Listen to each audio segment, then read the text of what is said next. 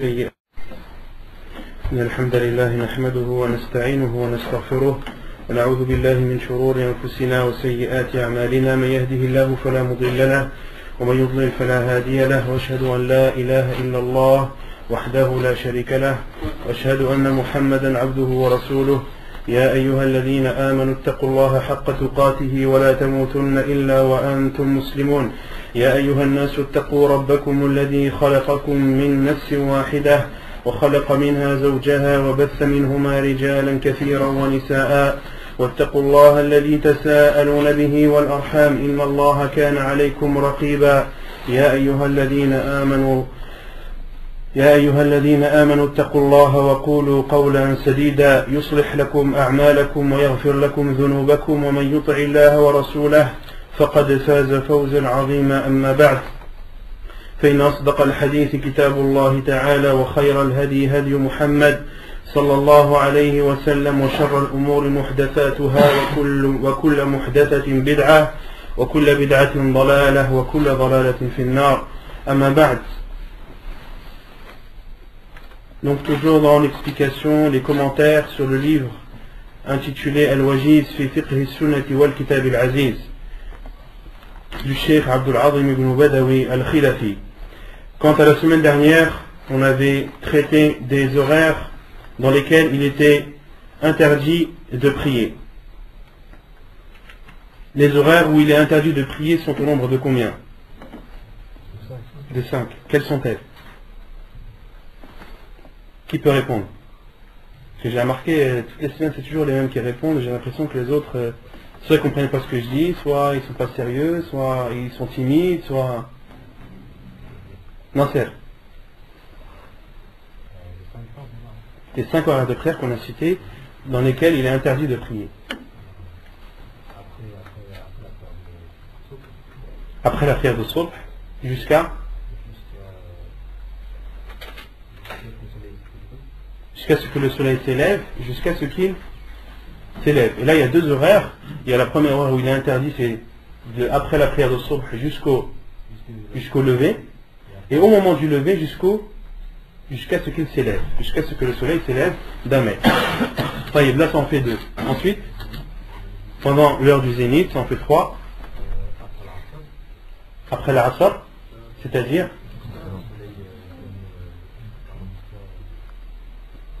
après la Asr, de suite après la Asr. À partir du moment où le soleil devient jaunâtre, à partir du moment où il est bas dans le ciel. D'accord? On avait cité le hadith que Aïcha radhiyallahu anha disait que le prophète alayhi salam n'avait jamais délaissé 2 rak'at après salat al-asr chez elle. D'accord? Il y a un autre hadith où le prophète sallam naha an as-salat ba'da al-asr illa wa ash-shams murtafi'ah. Et ensuite, et pendant le coucher du soleil, et juste avant le coucher du soleil, jusqu'à ce qu'il se couche.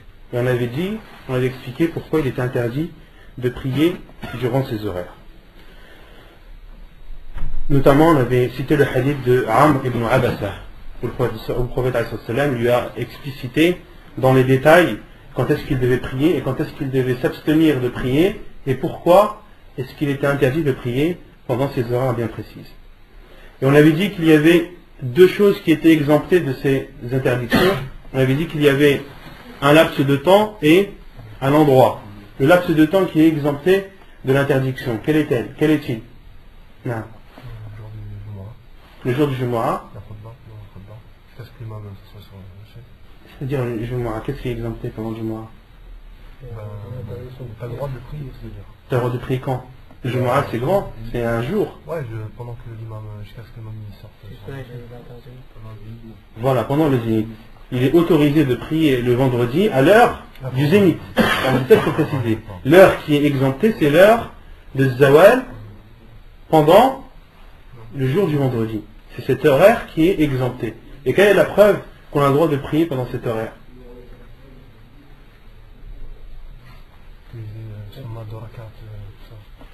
Parce que le prophète nous a énuméré dans un hadith les choses qui sont préférables à faire et les choses que l'on doit faire pour pouvoir avoir la récompense d'être récompensé, d'être pardonné de nos péchés jusqu'au vendredi suivant. Et le prophète a dit de se parfumer, de mettre ad-dihn, de mettre du zayt, de ne pas séparer de personne. Et le prophète sallam a dit وَيُصَلِّ مَا كَتَبَ اللَّهُ لَهُ, et qu'il prie ce qu'Allah subhanahu wa ta'ala lui aura permis de prier. Autrement dit, avant la prière du vendredi. Or la prière du vendredi, elle commence quand? À l'heure de Dhuhr, après le Zawal. Même s'il y a un khilaf des savants à ce sujet, mais l'heure de Dhuhr, l'heure de Jumu'ah en général, elle commence après le Zawal, pendant l'heure de Dhuhr. Autrement dit, le prophète alayhi salam nous a autorisé de prier juste avant le Dhuhr, c'est-à-dire pendant le Zawal. Et on a aussi cité la parole des Salaf, entre autres la parole de Omar ibn Khattab radiyallahu anhu, qui dit ce qui nous interdisait de prier, c'était la venue de l'imam. أيوة خروج الإمام يمنع الصلاة وخطبته تمنع الكلام. La sortie de l'imam interdit la prière et son sermon interdit la parole. Et les savants ont dit le jour du vendredi, ce qui interdit de prier, ce n'est pas le zawal, ce n'est pas le zénith, mais c'est la sortie de l'imam. Et donc ça c'est l'horaire qui est exempté de l'interdiction. Et quant au lieu, à l'endroit qui est exempté, la Mecque.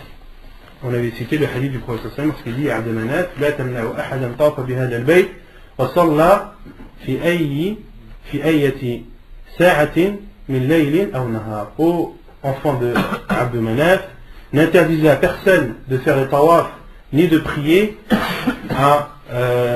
dans quelle que soit l'heure de jour ou de nuit. D'accord?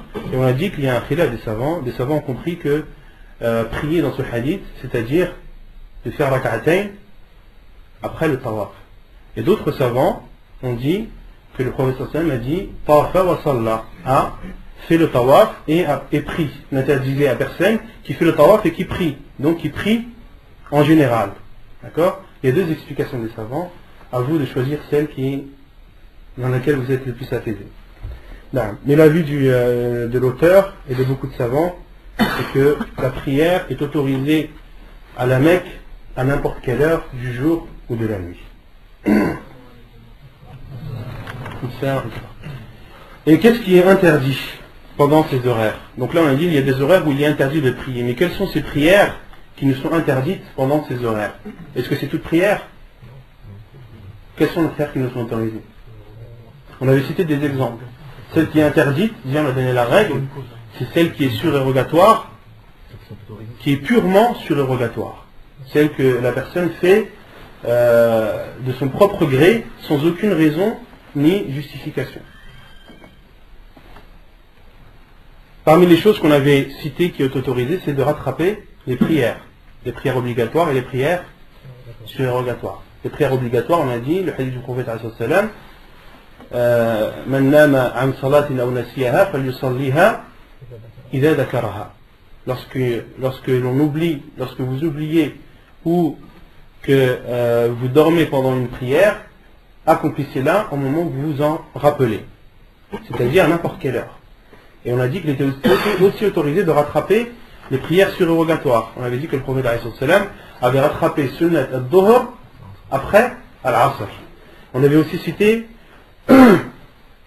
le hadith de Bilal radiyallahu anhu, qui a informé le prophète sallallahu alayhi wa sallam lui informe qu'il a entendu le bruit de ses pas dans le paradis, et il lui a demandé quel est l'acte que tu fais dans lequel tu espères le plus la récompense d'Allah. Et Bilal radiyallahu anhu lui a répondu que l'acte qu'il faisait dans lequel il espérait le plus la récompense d'Allah, c'est qu'après avoir fait ses ablutions, il accomplissait des prières, et ceci à n'importe quelle heure du jour ou de la nuit. D'accord? On avait aussi cité le hadith du prophète alayhi salam sur Tahiyat al-Majid, إذا دخل أحدكم المسجد فلا يجلس حتى يصلي ركعتين. Donc, on avait dit que le cheikh avait cité ces exemples, avait cité ces prières à titre d'exemple et non à titre de restriction. C'est-à-dire que les savants ont généralisé en disant que les prières qui ont une cause,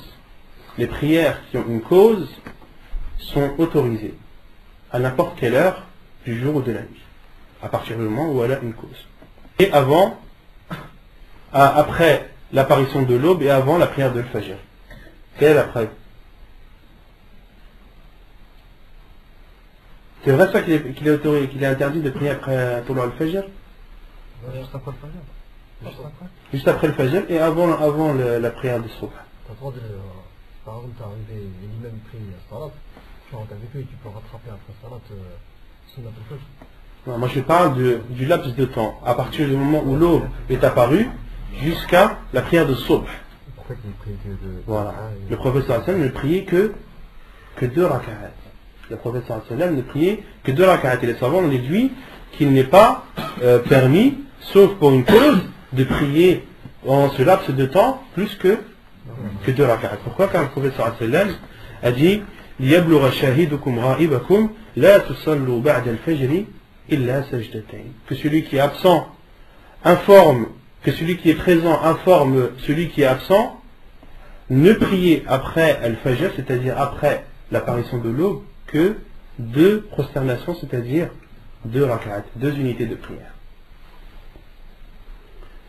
On avait aussi parlé de l'interdiction de prier lorsque l'appel à la prière a lieu, c'est-à-dire au moment où l'imam fait takbirat al-ihram. On avait dit que le prophète sallallahu alayhi wa sallam a dit إِذَا أُقِيمَتِ الصَّلَاةَ فَلَا صَلَاةَ إِلَّا الْمَكْتُوبَةَ. Et le prophète alayhi wa sallam, les savants ont expliqué la parole du prophète alayhi wa sallam إِذَا أُقِيمَتِ الصَّلَاةَ, lorsque la prière est appelée, c'est-à-dire lorsque l'imam s'apprête à faire takbirat al-ihram. فَلَا صَلَاةَ إِلَّا الْمَكْتُوبَةَ. Point de prière hormis la prière obligatoire. Ensuite, on avait exposé le problème de celui qui entre à la mosquée et accomplit 2 rak'at du salut de la mosquée, et à ce moment, il y a l'iqama. Qu'est-ce que la personne doit faire? Différents avis. Quels sont-ils? Il y a combien d'avis? 3 avis. Là. Le premier, c'est qu'on arrête la prière avec l'imam. Le premier, c'est de couper la prière et de suivre l'imam. D'accord? Pourquoi? C'est quoi la preuve? Point de prière hormis la prière obligatoire. Ça, c'est le premier avis. Ensuite, le deuxième, c'est l'avis de Cheikh Al-Uthaymeen qui dit que lorsque on a fait une raka'a dans... Ça c'est on dit déjà l'avis généraux, et après, dans l'avis le plus sûr, il y a 2 avis aussi. Mais on va... Le deuxième avis, c'est de finir... Le deuxième avis, c'est de finir la prière. Pourquoi? C'est quoi la preuve? Wala tubtilu a'malakum. Allah subhanahu wa ta'ala dit Wala tubtilu a'malakum. N'annulez pas vos actes. C'est-à-dire, lorsque vous entreprenez un acte, lorsque vous avez commenté quelque chose, ne l'annulez pas. D'accord? Et le troisième avis? Non. Dans le troisième avis, il y a 2 avis. Dans le troisième avis, il y a 2 avis. Non. C'est quoi déjà le troisième avis? C'est le fait qu'une personne aura pas fait salat dès que... Non, le troisième avis, c'est quoi? En général. Il faut préciser. Donc le premier avis, il faut couper. Le deuxième avis, il faut continuer. Et le troisième avis, il faut préciser. En fonction des circonstances. Donc, quels sont les avis des savants sur justement ces précisions? Non, pardon. Premier, je crois, ça dépend où la personne a atteint, si elle a fait la première rak'at, elle a terminé. Non? Ça, c'est l'avis de qui? Cheikh Al-Uthaymeen. Cheikh Al-Uthaymeen, qu'est-ce qu'il dit? Il dit que ça dépend, si la personne si elle a fait la première rak'at, si elle a la deuxième, elle continue. D'accord. Et la deuxième, si elle n'a pas terminé, ben, je pense qu'elle arrête. Donc l'avis de Cheikh Al-Uthaymeen, rahimahullah, il dit, lorsque la personne a terminé une rak'at entière, la première rak'at entière, au moment de l'iqama, il continue sa prière. Pourquoi? Hein? Parce qu'il s'est basé sur le hadith du prophète non. Il s'est basé sur le hadith du prophète celui qui atteint une unité de prière, il a atteint la prière. Donc Cheikh Ibn Uthaymeen considère qu'à partir du moment où la personne a accompli une prière, a une unité de prière dans sa totalité, avec son recours et ses 2 prosternations, il a alors atteint la prière, donc il doit continuer. D'accord? Et l'avis de Cheikh Al-Albani, il dit que ça dépend si tu as le temps de terminer avant que l'imam يكبروا باش تعمل يستطيع باش تصح. نعم Cheikh Al-Albani rahimahullah il a un autre avis qui est de voir en fonction des circonstances, en fonction de la personne qui prie et de l'imam, comment est-ce qu'il préside. Si la personne a l'habitude de faire des rak'at légères et qu'elle sait qu'elle pourra atteindre le takbirat al-ihram, le premier takbir, avec l'imam, dans ce cas, elle continue.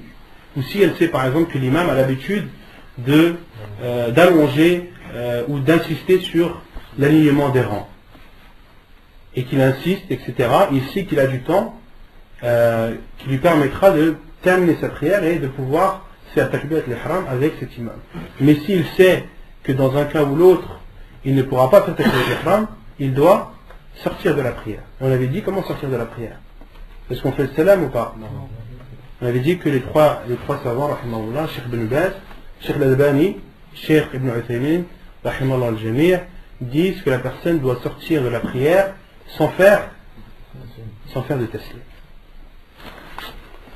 طيب يقول المؤلف المواضع التي نهى عن الصلاة فيها عن أبي هريرة رضي الله عنه أن رسول الله صلى الله عليه وسلم قال فضلت على الأنبياء بست أعطيت جوامع الكلم ونصرت بالرعب وأحلت لي الغنائم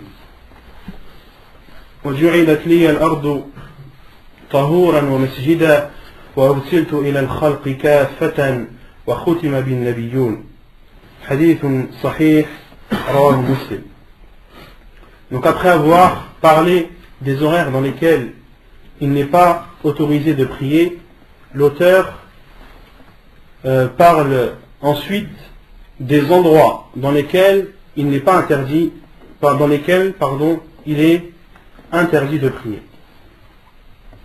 Selon Abu Huraira, radiyallahu anhu, qu'Allah l'agréé, le prophète sallallahu alayhi wa sallam a dit Fuddiltu ala al-anbiya'i bisit. J'ai été surpassé vis-à-vis des autres prophètes sur 6 choses.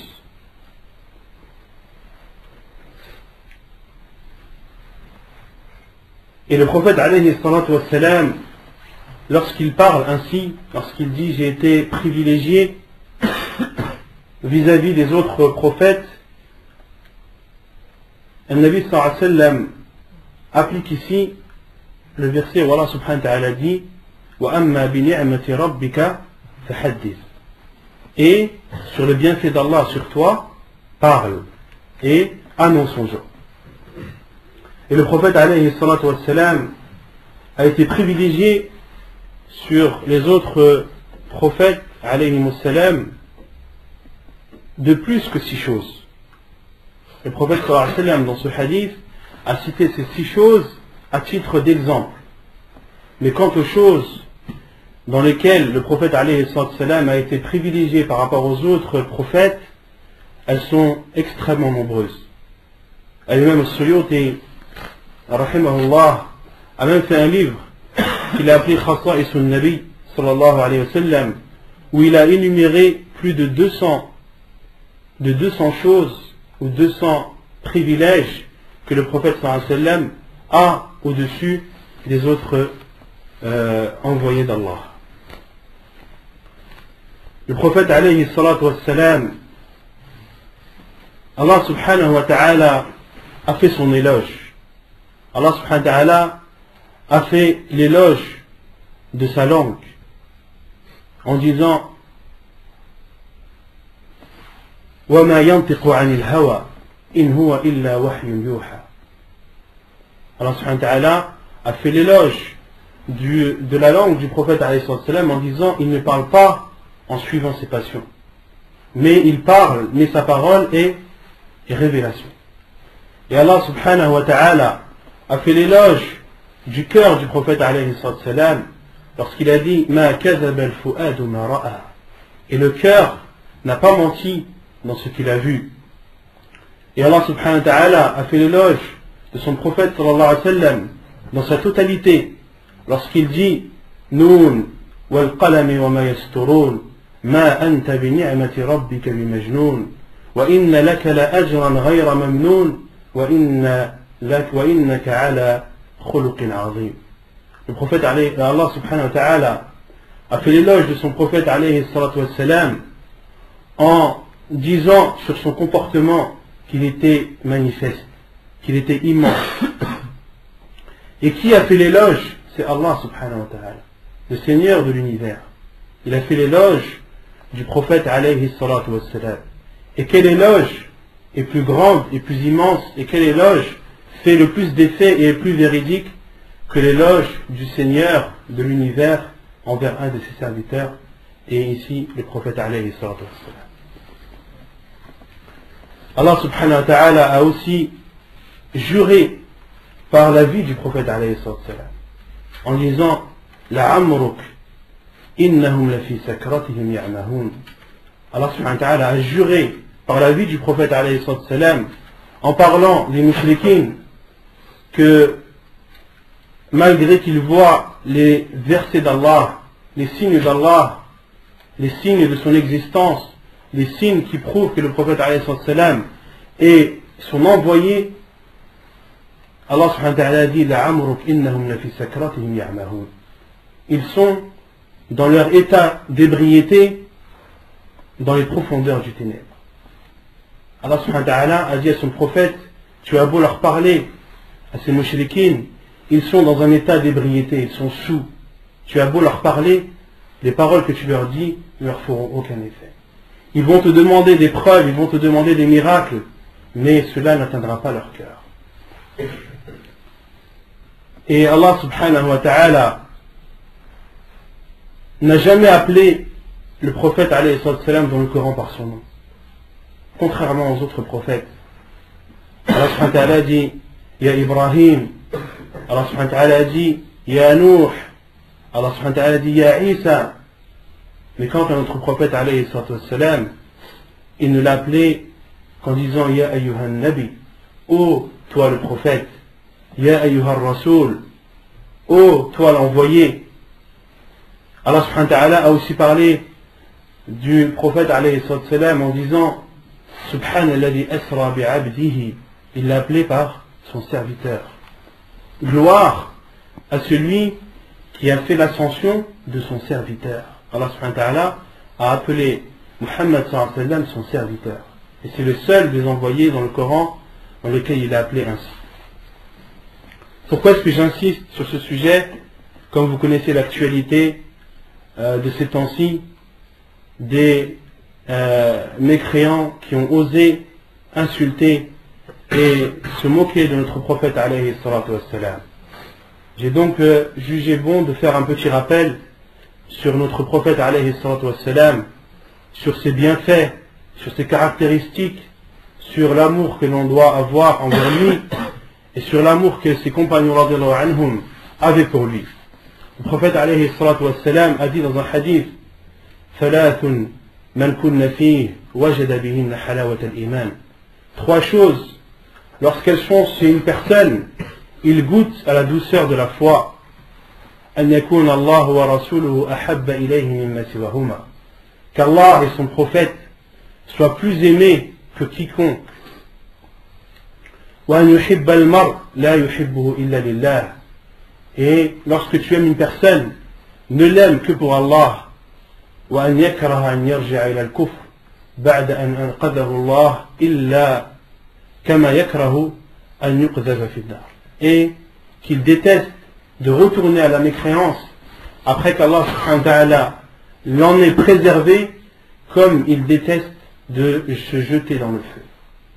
Ces trois caractéristiques, lorsqu'elles sont chez une personne, il goûte à la douceur et il goûte à la douceur de la foi.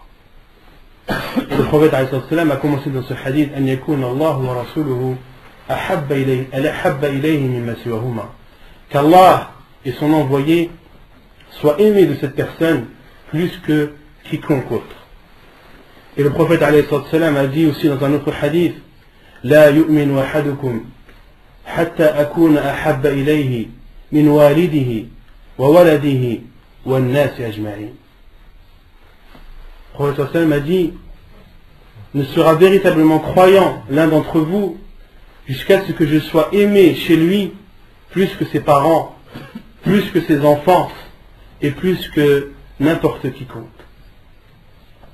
Et Omar radiallahu anhu lui a répondu: ô envoyé d'Allah, je t'aime plus que mes parents, je t'aime plus que mes enfants, mais je ne t'aime pas plus que moi-même. Et le prophète alayhi salam lui a dit que pour être véritablement croyant, avoir une foi complète, il faut aussi que tu m'aimes plus que toi-même. Et Omar radiallahu anhu de suite a dit: ô Allah, je t'aime plus que moi-même. Ô envoyé d'Allah, je t'aime plus que ma personne. Et le prophète alayhi salam lui a répondu: Al-ana ya Omar, maintenant Omar. C'est-à-dire maintenant Omar, tu as atteint une foi complète. Et les compagnons du prophète alayhi salatu wassalam aimaient énormément le prophète sallallahu alayhi wa sallam. Pendant le pèlerinage, lorsque le prophète sallallahu alayhi wa sallam s'est rasé la tête, les compagnons radiallahu anhum venaient presque à se battre pour recueillir les cheveux du prophète sallallahu alayhi wa sallam. Et le Nabi sallallahu alayhi wa sallam a donné la moitié de ses cheveux à Talha. Et lorsqu'il les a pris, radiallahu anhu, il a pleuré de joie. Il a pleuré de joie, pourquoi? Car il avait entre ses mains les cheveux du prophète alayhi salatu wassalam. Pour montrer à quel point il l'aimait et à quel point le prophète sallallahu alayhi wa sallam avait une grande importance dans leur cœur. Et Jabir ibn Samurah radiallahu anhu a dit: j'ai vu le prophète sallallahu alayhi wa sallam une nuit éclairée, c'est-à-dire une nuit éclairée par la pleine lune. Et Jabir ibn Samurah radiallahu anhu dit: je regardais la lune et je regardais le prophète sallallahu alayhi wa sallam qui était habillé d'une cape rouge. Et Jabir ibn Samurah a dit: Fawallahi, le prophète sallallahu alayhi wa sallam était plus beau que cette lune, que cette pleine lune. Radiallahu anhu. Et la plus grande musiba, le plus grand malheur qu'ait connu cette communauté, quel est-il? La plus grande musiba, c'est la mort du prophète sallallahu alayhi wa sallam. Le plus grand malheur qu'ait connu cette communauté, c'est la disparition de son envoyé sallallahu alayhi wa sallam. Et cela a fait beaucoup d'effet aux compagnons radiallahu anhum, car ils l'aimaient énormément, au point que Omar ibn al-Khattab radiallahu anhu a juré de couper la tête à celui qui osait dire que le prophète sallallahu alayhi wa sallam était mort. Il ne voulait pas y croire, radiallahu anhu. Et c'est là où Abu Bakr radiallahu anhu a pris les dessus et a dit: فمن كان يعبد محمدا فإن محمدا قد مات ومن كان يعبد الله فإن الله حي لا يموت. Abu Bakr radiallahu anhu a pris le dessus et a dit: celui qui adorait Muhammad, Muhammad est désormais mort, il est décédé. Mais quant à celui qui adore Allah, Allah subhanahu wa ta'ala, hayyun la yamut, il est le vivant qui ne meurt jamais. Et le prophète alayhi salatu wassalam, comme je l'ai dit précédemment, Allah subhanahu wa ta'ala a fait l'éloge de son comportement et a dit que ce comportement était immense. Le prophète sallallahu alayhi wa sallam, comme en a informé Allah en disant: لقد جاءكم رسول من أنفسكم عزيز عليه ما عنتم حريص عليكم بالمؤمنين رؤوف رحيم. لقد جاءكم رسول من أنفسكم. Un envoyé d'Allah est venu faisant partie de vous, c'est-à-dire faisant partie de votre tribu, faisant partie de vous-même, parlant votre langue, connaissant vos coutumes. لقد جاءكم رسول من أنفسكم عزيز عليه ما عنتم. Il souffre lorsque vous souffrez. عزيز عليه ما عنتم حريص عليكم. Et il donne beaucoup d'importance à vos personnes. حريص عليكم أي حريص على هدايتكم. Et le prophète sallallahu alayhi wa sallam est motivé et donne beaucoup d'importance à notre guidée. Il donne beaucoup d'importance à ce que l'on suive le seul chemin, le seul et unique qui nous emmène au paradis. bil mu'minina ra'ufur rahim. Et envers les croyants, le prophète sallallahu alayhi wa sallam est doux et miséricordieux. Le prophète sallallahu alayhi wa sallam avait le meilleur comportement envers ses femmes. Et il a dit: le meilleur d'entre vous est celui qui est meilleur envers sa famille. Et moi, je suis celui qui est le meilleur envers sa famille. Et une fois, le prophète alayhi salatu wassalam, des femmes sont venues se plaindre du comportement de leur mari envers elles.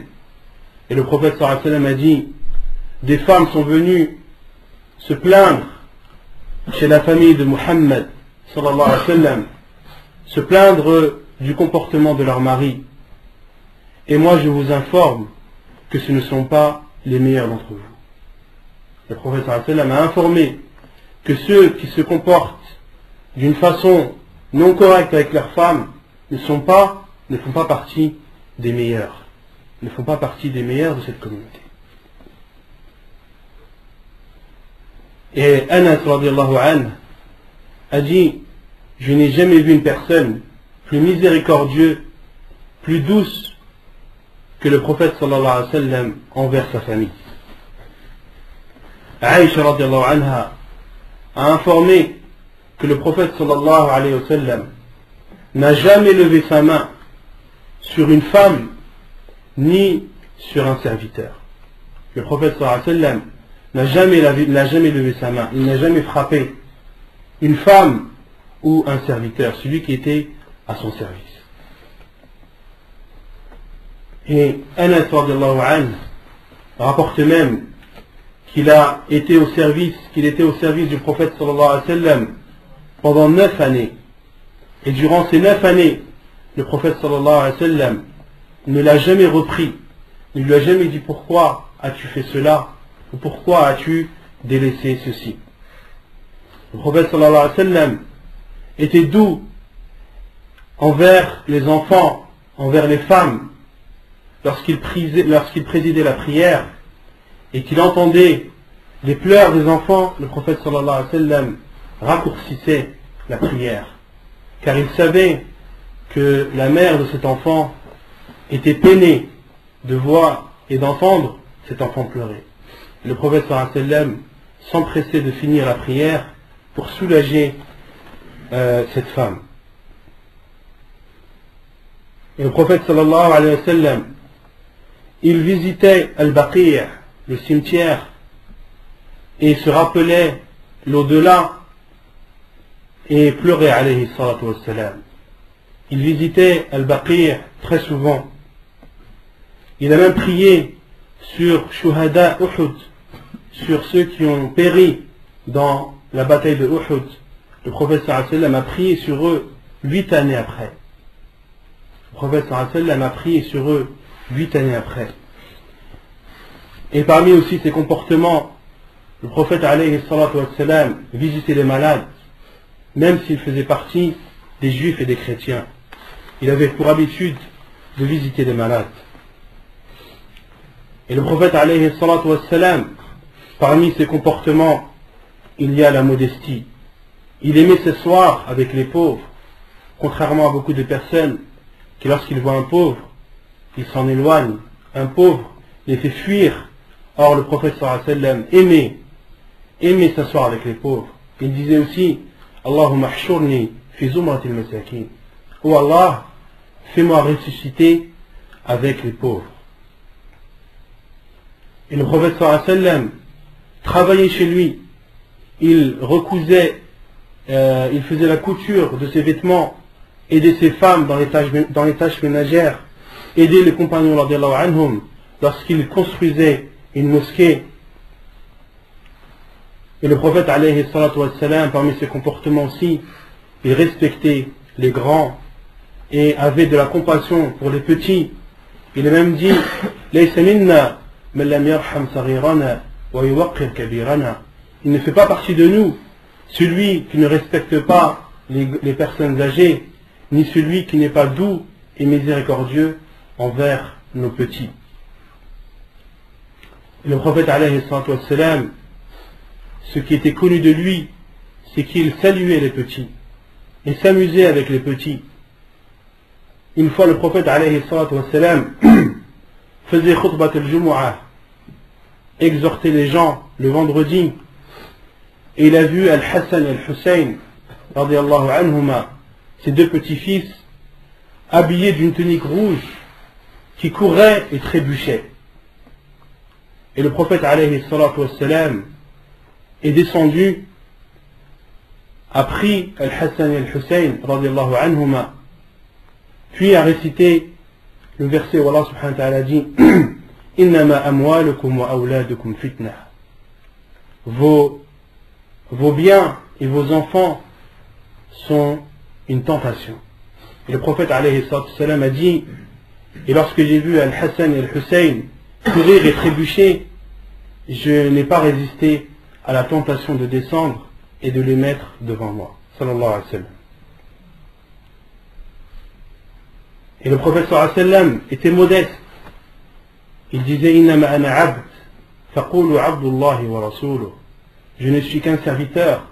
Dites le serviteur d'Allah et son envoyé. Et le prophète sallallahu alayhi wa sallam disait La tatruni kama attarat al-nasara Isa ibn Maryam. N'abusez pas sur moi comme ont abusé des chrétiens sur Isa, le fils de Marie. Et le prophète sallallahu alayhi wa sallam était généreux. Il n'était jamais questionné sur une chose en rapport avec l'islam. On ne lui a jamais demandé une chose sans que le prophète sallallahu alayhi wa sallam ne la refuse. Il donnait toujours ce qu'on lui demandait. Et également, chez lui, le prophète alayhi salatu wa sallam, كان يمر به هلال وهلال ولا يوقد في بيته نارا. Le prophète sallallahu alayhi wa sallam, il avait des lunes et des lunes qui passaient, c'est-à-dire des mois et des mois qui passaient, sans que le feu n'ait été allumé chez lui. C'est-à-dire sans qu'un repas n'ait été cuit ou n'ait été préparé dans sa maison sallallahu alayhi wa sallam. وكان طعامه الأسودان, et son alimentation était l'eau et les dattes. Était l'eau et les dattes. Il y a même une fois où un homme est venu voir le prophète alayhi salatu wassalam, lui demandant de lui offrir à manger, comme cela est rapporté dans Sahih al-Bukhari. Et le prophète sallallahu alayhi wa sallam a fait le tour des maisons de ses femmes radiyallahu anhun, et à chaque fois qu'il frappait à la porte de l'une d'elles, elle lui répondait je n'ai que de l'eau. Le prophète sallallahu alayhi wa sallam a fait le tour des maisons de toutes ces femmes, et dans chacune de ces maisons il n'y avait que de l'eau à manger et à boire.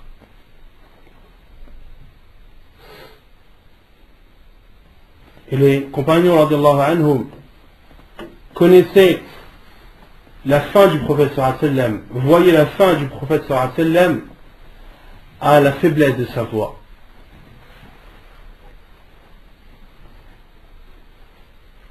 Autant de comportements qui sont plus que louables. Et Cheikh l'Islam Ibn Taymiyyah rahimahullah a dit ما حفظ على النبي صلى الله عليه وسلم كذبة واحدة ولا ظلمة واحدة. Il n'a pas été connu du prophète alayhi sallam, il n'a jamais été rapporté du prophète sallallahu alayhi wa sallam, ne serait-ce qu'un petit mensonge ou qu'une petite offense. Le prophète sallallahu alayhi wa sallam n'a jamais menti, ne serait-ce qu'un petit mensonge, kizbah, wala zulma, et une petite offense. Le prophète sallallahu alayhi wa sallam n'a jamais menti et n'a jamais offensé qui que ce soit. Il a pardonné à celui qui l'a ensorcelé. Il a pardonné à celle qui a mis du poison dans l'épaule de mouton que le prophète sallallahu alayhi wa sallam avait l'intention de consommer. Et le prophète sallallahu alayhi wa sallam était une personne souriante. Il souriait souvent sallallahu alayhi wa sallam. Et il ne riait jamais, comme disait Aïcha radiyallahu anha, lorsque le prophète sallallahu alayhi wa sallam riait, son rire, c'était un sourire. Le prophète sallallahu alayhi wa sallam ne faisait pas un rire comme l'on fait. Non, le prophète sallallahu alayhi wa sallam, lorsqu'il était content, lorsqu'il était joyeux, il souriait, sallallahu alayhi wa sallam. Et Jarir ibn Abdillah, radiallahu anhu, a dit, le prophète sallallahu alayhi wa sallam ne m'a jamais vu sans qu'il ne m'ait fait un sourire. À chaque fois que le prophète alayhi wa sallam rencontrait Jarir ibn Abdillah, le prophète sallallahu alayhi wa sallam lui faisait toujours un sourire. Et Jarir ibn Abdillah n'avait pas le souvenir d'avoir vu ne serait-ce qu'une seule fois le prophète sallallahu alayhi wa sallam sans qu'il ait un sourire en face de lui. Et le prophète alayhi wa sallam était une personne très belle physiquement et très forte, sallallahu alayhi wa sallam. Et l'odeur du prophète alayhi wa sallam était d'une des meilleures odeurs connues chez les compagnons radiallahu anhum. Comme le dit Anas radiallahu anhu, je n'ai jamais senti un parfum ni une odeur meilleure que l'odeur du prophète alayhi salatu wassalam. Et Sulaym radiallahu anha, qui est la mère de Anas ibn Malik radiallahu anhu, Sulaym, le prophète sallallahu alayhi wa sallam faisait souvent al-qaylula chez elle. Et le prophète alayhi salatu wassalam était une personne qui transpirait beaucoup. Et une fois le prophète sallallahu alayhi wa sallam a fait une qaylula dans la maison de Sulaym, Sulaym radiallahu anha, et elle s'est approchée de lui et a asséché la sueur du prophète alayhi salatu wassalam avec un bout de serviette ou de chiffon. Et lorsque le prophète alayhi salatu wassalam l'a vu, il lui a demandé, que fais-tu? Et Sulaym radiallahu anha lui a répondu, ô envoyé d'Allah, je vais le mélanger avec les parfums de la maison. La sueur du prophète alayhi sallam avait une odeur très parfumée et très agréable, sallallahu alayhi wa sallam, au point que Sulaym radiallahu anha prenait la sueur du prophète sallallahu alayhi wa sallam et la mélangeait au parfum qu'elle avait en sa possession afin d'avoir une meilleure odeur, afin que ces parfums sentent encore plus bon, mélangés à la sueur du prophète alayhi sallam.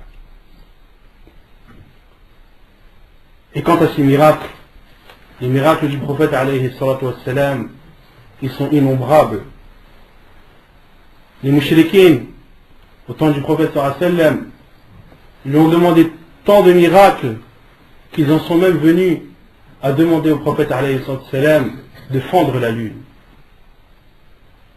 Et lorsqu'ils ont demandé au prophète alayhi sallam de fendre la lune, le prophète alayhi sallam a fait un signe de sa main vers la lune, وانشق القمر. Comme Allah subhanahu wa ta'ala a dit, اقتربت الساعة وانشق القمر. L'heure approche et la lune s'est fendue.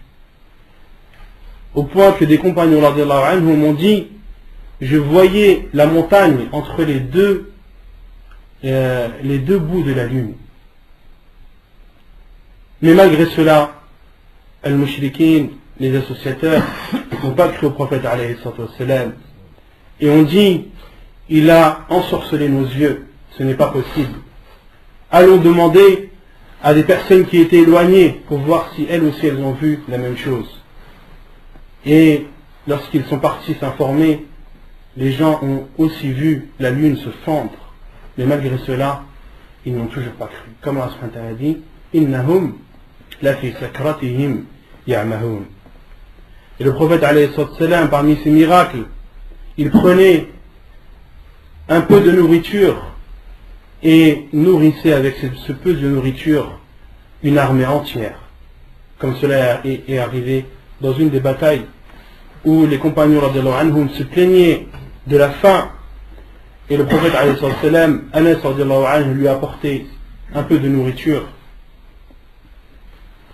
Et le prophète alayhi sallam a invoqué sur cette nourriture l'armée entière a mangé, s'est rassasiée, et il restait encore du surplus. Parmi aussi les miracles du prophète alayhi salatu wassalam, la sortie de l'eau entre les doigts de sa main. Plus d'une fois, les compagnons radiyallahu anhum étaient en bataille et manquaient d'eau pour boire et pour se laver. Et le prophète alayhi salatu wassalam prenait une jarre où il y avait un peu d'eau, et les compagnons radiyallahu anhum voyaient l'eau sortir d'entre les doigts du prophète alayhi salatu wassalam, jaillir comme une rivière. Et lorsque les compagnons ont demandé combien étiez-vous, combien est-ce que cette eau à combien de personnes elle a pu servir, les compagnons radiyallahu anhum disaient, même si on était 100 000, même si on était 100 000, l'eau nous aurait suffi. Parmi aussi les miracles du prophète alayhi salam, lorsqu'il faisait la khutbah, son sermon, au-dessus d'un tronc de palmier, le prophète alayhi salam avait l'habitude de faire ses sermons et de monter dans un endroit élevé, et il avait pris pour habitude le tronc d'un palmier. Et lorsque ses compagnons radiyallahu anhum lui ont construit son minbar, la première fois que le prophète alayhi salam est monté sur son minbar, les compagnons radiyallahu anhum ont entendu des gémissements, ont entendu des pleurs, et ils voyaient que ces pleurs et ces gémissements provenaient de ce tronc de palmier. Et le prophète alayhi salam est descendu du minbar et a posé la main sur ce tronc de palmier, qui s'est ensuite tu et s'est calmé. Ce n'est pas seulement les hommes qui aimaient le prophète alayhi salam, mais aussi les arbres, les pierres, les animaux aussi. Les animaux comme les chameaux. Un homme est venu se plaindre au prophète alayhi salam de la dureté de son chameau, qu'il ne voulait pas que l'on monte dessus, qu'il ne voulait pas se laisser guider. Il est parti se plaindre au prophète alayhi salam. Et le prophète sallam s'est rendu à l'endroit où stationnait ce chameau, et le chameau a accouru vers le prophète alayhi salam en versant des larmes. Et le prophète sallam a posé sa main au niveau de ses oreilles et a compris que ce chameau était offensé par son propriétaire, et a demandé à son propriétaire d'être plus doux et plus miséricordieux envers son chameau. Et une fois, Al-Ansar, les habitants de Médine, sont venus vers le prophète alayhi salam se plaindre d'un chameau qui était extrêmement agressif. Et le prophète sallam leur a dit, Qumu, levez-vous. Et le prophète sallam s'est empressé d'aller à l'encontre de ce chameau qui était réputé pour être dur et coriace. Et lorsqu'il est entré dans l'enclos, les Ansar ont eu peur pour le prophète alayhi salam. Ils ont dit, oh envoyé d'Allah, nous n'avons plus de contrôle sur lui. Et le prophète sallam a vu ce chameau accourir vers lui et se prosterner devant lui. Ce chameau s'est prosterné devant le prophète alayhi salam. Et Al-Ansar ont dit, oh envoyé d'Allah, cet animal qui n'a pas de raison se prosterne devant toi, laisse-nous, nous qui avons la raison, se prosterner devant toi. Et le prophète alayhi salam a dit qu'il n'est pas légiféré à un homme de se prosterner devant un homme. Et si j'avais autorisé à quelqu'un de se prosterner devant une autre personne, j'aurais ordonné à la femme de se prosterner devant son mari, vu les grands droits qu'il a sur elle. Et le prophète alayhi salam, une fois est sorti pour faire ses besoins, il n'avait rien pour se protéger, pour se cacher, hormis deux arbres qui étaient éloignés l'un des autres. Et le prophète alayhi salam leur a ordonné de se joindre, et les deux arbres se sont joints et ont caché le prophète alayhi salam pendant qu'il faisait ses besoins. Et lorsqu'il a terminé, il leur a ordonné de se séparer et de se diviser. Et alors les deux arbres se sont divisés et ont laissé le chemin au prophète alayhi salam. Abdullah ibn Mas'ud radiyallahu anhu dit nous mangions avec le prophète sallallahu alayhi wa sallam et nous entendions la nourriture faire le tasbih. Nous entendions la nourriture dire Subhanallah, Subhanallah, Subhanallah. De même que le prophète alayhi salatu wa sallam, une fois, était assis avec ses compagnons radiallahu anhum, parmi eux Abu Bakr, Omar, Uthman radiallahu anhum, et le prophète sallallahu alayhi wa sallam avait des pierres devant lui, il les a pris dans sa main, et à ce moment, lorsqu'il les a pris, les compagnons radiallahu anhum ont entendu le tasbih, ont entendu ces pierres faire et dire la gloire d'Allah subhanahu wa ta'ala. Puis le prophète sallallahu alayhi wa sallam les a posées et a dit à Abu Bakr de les prendre. Abu Bakr radiallahu anhu les a prises et elles se sont mis à faire le tasbih. Puis Abu Bakr les a posées, Omar radiallahu anhu les a prises et ces pierres faisaient le tasbih. De même pour Uthman radiallahu anhu. Et Ali radiallahu anhu rapporte et dit que nous étions avec le prophète sallallahu alayhi wa sallam à la Mecque et nous marchions, et à chaque fois que nous avions devant nous un arbre ou une montagne, et bien cet arbre ou cette montagne disait Assalamu alayka ya Rasulallah. Le prophète sallallahu alayhi wa sallam marchait dans les rues de la Mecque, et lorsqu'il passait devant un arbre ou une montagne, et bien cet arbre lui disait Assalamu alayka ya Rasulallah, la montagne lui disait Assalamu alayka ya Rasulallah, et les compagnons radiallahu anhum étaient en compagnie du prophète sallallahu alayhi wa sallam et entendaient le salam provenir de ces arbres et de ces montagnes. Et ce hadith est authentifié par Cheikh al-Albani rahimahullah. De même que les animaux ont attesté de la prophétie du prophète alayhi salatu wa salam, comme l'histoire de cet homme qui s'occupait de son troupeau de brebis jusqu'au moment où un loup est venu et a pris une de ses brebis comme proie. Et le berger s'est défendu et a réussi à libérer sa brebis des crocs de ce loup. Et alors le loup s'est mis à parler et a dit tu me prives d'une pourvoyance qu'Allah subhanahu wa ta'ala m'a accordée. Et le berger s'est étonné. Et dans d'autres hadiths, il est dit que ce berger était un juif. Il s'est étonné. Un loup qui parle la langue des hommes, c'est une chose que je n'ai jamais vue. Et le loup lui a répondu, il y a une chose encore plus étonnante que cela. Muhammad sallallahu alayhi wa sallam, qui parle à ses compagnons des choses futures et des choses passées. Et lorsque cet homme est allé voir le prophète alayhi salatu wa salam et a proclamé son islam et sa conversion, le prophète sallallahu alayhi wa sallam a ordonné qu'on appelle as-salatu jami'a, qu'on appelle à la prière, et que tout le monde se rassemble. Et le prophète sallallahu alayhi wa sallam a dit à cet homme, raconte ce que tu as vu.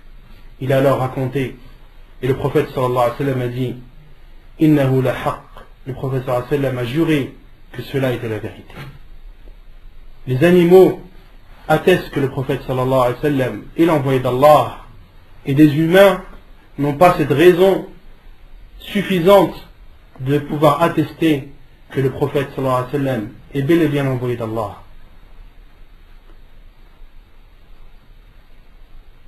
De même que lorsque le prophète alayhi salatu wa salam mangeait avec ses compagnons et qu'il mangeait l'épaule d'un mouton, le prophète sallallahu alayhi wa sallam a aussitôt dit à ses compagnons, abstenez-vous de manger, car l'épaule vient de m'informer qu'elle est empoisonnée. Et c'était une juive qui avait empoisonné le prophète alayhi salatu wa salam. Et lorsque le prophète sallallahu alayhi wa sallam lui a dit pourquoi tu fais cela, elle lui a dit, je savais très bien que si tu étais l'envoyé d'Allah,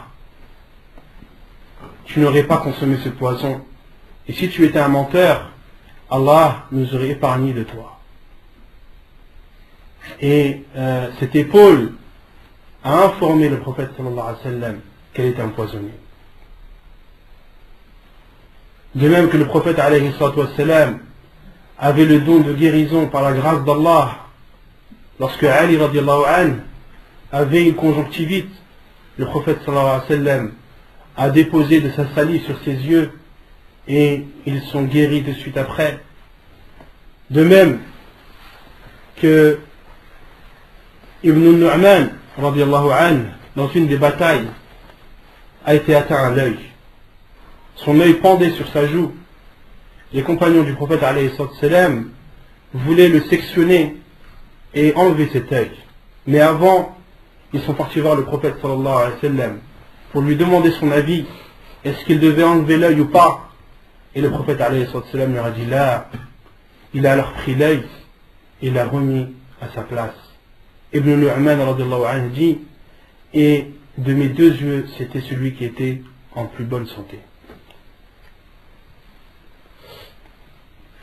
Parmi aussi les miracles du prophète alayhi salatu wassalam, le fait que ses invocations étaient exaucées alayhi salam. On parlait tout à l'heure de Sulaym radiallahu anha. Elle a dit une fois au prophète sallallahu alayhi wa sallam, Ya Rasulallah, khadimuka Anas, ud'u Allah lah. Ô envoyé d'Allah, celui qui est à ton service, Anas, fais une invocation pour lui en sa faveur. Et le prophète sallallahu alayhi wa sallam a dit, Allahumma akthir malah wa waladah wa barik fima ataytah. Et Allah subhanahu wa ta'ala, le prophète sallallahu alayhi wa sallam a dit, ô Allah, bénis son argent ou fructifie son argent, fait qu'il soit riche et fait qu'il ait beaucoup d'enfants et bénis-le dans son argent et dans ses enfants. Et Anas radiallahu anhu a dit Fawallahi kathura mali. Anas radiallahu anhu a dit, je jure par Allah que j'avais beaucoup d'argent. Fawallahi, et il a juré aussi en disant que je compte à l'heure actuelle mes enfants et mes petits-enfants, ils sont plus d'une centaine. Radiallahu anhu. De même que le prophète alayhi salatu wassalam a invoqué en disant Allahumma a'izz al-islam bi ihda ou bi ahadi hadayn al-rajulayn Abu Jahl ou Umar ibn al-Khattab. Le prophète sallallahu alayhi wa sallam a dit, oh Allah, donne la puissance à l'islam à travers l'un de ces deux hommes, Abu Jahl ou bien alors Umar ibn al-Khattab, qui était à l'époque non musulman, qui ne s'était pas encore converti. Et le prophète sallallahu alayhi wa sallam a dit, renforce l'islam par celui de ces deux hommes que tu aimes le plus. Et Allah subhanahu wa ta'ala a aimé le plus Umar ibn al-Khattab. Ibn Mas'ud radiallahu anhu a dit, nous avons connu la puissance et la gloire et nous avons cessé de la connaître depuis la conversion de Umar ibn al-Khattab radiallahu anhu. De même que le prophète alayhi salam a invoqué en faveur d'Ibn Abbas radiallahu anhu, il lui a dit Allahumma faqihu fi d-din wa 'allimhu at-ta'wil. Oh Allah, facilite-lui la compréhension de la religion et apprends-lui l'exégèse, c'est-à-dire du Coran. Et Ibn Abbas radiallahu anhu, son laqab est turjuman du Coran. Les savants l'appellent celui qui interprète, l'interprétateur du Coran. De même que le prophète alayhi salam a invoqué en faveur de la mère de Abu Huraira radiallahu anhu, afin qu'Allah subhanahu wa ta'ala apaise son cœur et qu'elle se convertisse à l'islam. Et lorsque la mère d'Abu Huraira radiallahu anhu s'est convertie à l'islam, il est venu au prophète alayhi salatu wassalam et lui a dit, oh Allah, oh envoyé d'Allah, fais que les croyants nous aiment, moi et ma mère, et fais que nous, moi et ma mère, aimons les croyants. Et le prophète sallallahu alayhi wa sallam a dit, oh Allah, fais que les croyants aiment la mère et Abu Huraira et sa mère, fait que les croyants aiment la mère d'Abu Huraira et Abu Huraira, et fait que eux aiment les croyants. Et Abu Huraira radiallahu anhu a dit, et nous étions aimés de tous les croyants, et nous aimions tous les croyants. De même que le prophète alayhi salatu wassalam a invoqué contre Atba ibn Abi Lahab, qui était dur envers le prophète alayhi salatu wassalam, et l'a beaucoup offensé. Le prophète sallallahu alayhi wa sallam lui a dit, Allahumma sallit alayhi kalban min kilabik. Oh Allah, mets sur lui, ou mets sur ses traces, ou fais-le poursuivre par un chien parmi tes chiens. Et Utbah ibn Abi Lahab a été dévoré par un lion. De même que le prophète alayhi salatu wassalam, lorsqu'il priait à la Mecque devant la Kaaba, Abu Jahl, une idée lui est venue par la tête de verser sur le prophète alayhi salatu wassalam les boyaux d'une chamelle qui avait été égorgée la veille. Et a demandé à l'un de ses partisans d'attendre que le prophète alayhi salatu wassalam se prosterne et de prendre ses boyaux et de le verser sur lui. Chose qu'il a faite lorsque le prophète alayhi salatu wassalam était prosterné devant son Seigneur. Des boyaux de la chamelle qui avait été égorgée la veille ont été versés sur lui. Et un compagnon radiallahu anhu raconte cette scène, et il ne pouvait pas agir. Et un compagnon du prophète alayhi salatu wassalam est parti informer Fatima, la fille du prophète sallallahu alayhi wa sallam, qui s'est empressée d'aller à la rencontre de son père alayhi salam et d'enlever de son dos tous ces boyaux, tout ce sang, et a insulté les mouchriquines qui étaient en train de se moquer du prophète sallallahu alayhi wa sallam, de rigoler, de ricaner, de bouger dans tous les sens. Et le prophète sallallahu alayhi wa sallam a terminé sa prière et a élevé sa voix, a dit Allahumma alayka bi Quraysh, en élevant sa voix. Et lorsque Abu Jahl et ses partisans ont entendu l'invocation du prophète sallallahu alayhi wa sallam, ils se sont abstenus de rigoler, car ils avaient peur des invocations du prophète alayhi salam. Et parmi les spécificités du prophète alayhi salam, c'est qu'Allah subhanahu wa ta'ala lui a donné la victoire par la peur. Comme on va citer dans le hadith, les mouchriquines qui étaient éloignés du prophète alayhi salam d'une distance d'un mois, Allah subhanahu wa ta'ala a donné la victoire à son prophète uniquement par la peur qu'avaient ses ennemis de lui. Et le prophète sallallahu alayhi wa sallam a dit Allahumma alayka bi Quraysh, Allahumma alayka bi Abi Lahab, Allahumma alayka bi Abi Jahl. Et le prophète sallallahu alayhi wa sallam en a énuméré 7. Et le compagnon qui rapporte ce fait a dit Fawallahi, je jure par Allah que j'ai vu les cadavres de ceux-là gisaient pendant la bataille de Badr. La bataille de Badr qui était la première bataille de l'islam.